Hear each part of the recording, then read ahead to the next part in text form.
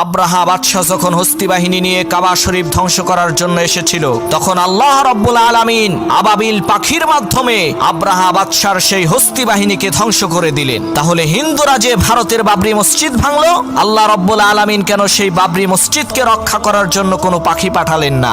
শোনো মুসলমান, যখন আব্রাহা বাদশাহ কাবা শরীফ ভাঙার জন্য এসেছিল, তখন এই পৃথিবীতে কাবা ঘরকে রক্ষা করার জন্য কোনো মানুষ ছিল না। তাই কাবা ঘরকে রক্ষা করার জন্য আল্লাহ তাআলা আবাবিল পাখি পাঠিয়েছিলেন।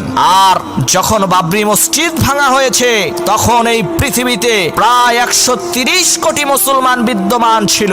কিন্তু আফসোস আর পরিতাপের বিষয়, সারা পৃথিবীতে 130 কোটি মুসলমান থাকার পরও আল্লাহ তাআলার ওই ছোট্ট ঘরকে রক্ষা করতে পারলো না।